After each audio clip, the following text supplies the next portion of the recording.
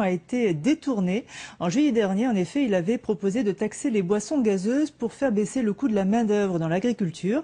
Le Premier ministre a donc repris son idée, mais comme un moyen de lutter contre l'obésité. Sylvie Depierre et Emmanuel Zini ont rencontré l'élu à Châteaurenard.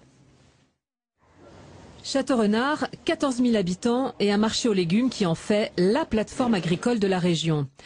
Pas étonnant que son député maire suive de près ce secteur, ni qu'il s'émeuve lorsque mercredi, François Fillon présente son projet de finances.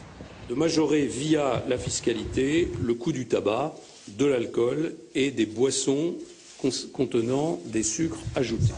Les sodas taxés à 19,6, c'est l'idée du rapport parlementaire rendu en juin par Bernard Renesse. Sa recette est reprise 5 sur 5, mais pas l'objectif, diminuer les charges salariales des agriculteurs, 2 fois plus importantes en France qu'en Espagne, Allemagne ou Pays-Bas. L'idée au niveau des recettes a inspiré apparemment M. le Premier ministre, mais la dépense au bénéfice, au profit des agriculteurs, a été détournée. Donc vous comprenez quand même que je ne suis pas ravi.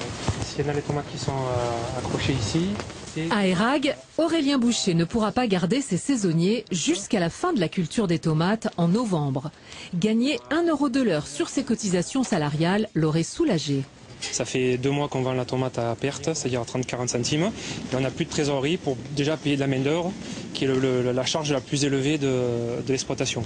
La seule variable d'ajustement par rapport à leur trésorerie, qui sont exempts des trésoreries, c'est de licencier et en aucun cas d'employer. Est-ce que ce pays veut encore des agriculteurs? Alors je suis persuadé que oui, mais si on prend des mesures dans quelques années, ce sera trop tard, il n'y aura plus personne. Le député UMP ne veut pas laisser sa propre majorité détourner son idée. Il prépare 2 amendements au projet de finances afin que la taxation sur les sodas aille bien dans les caisses agricoles comme il l'avait prévu. Après l'affaire du Mediator, va-t-on vers un nouveau scandale médical? Cette fois, c'est un vaccin préventif du cancer du col de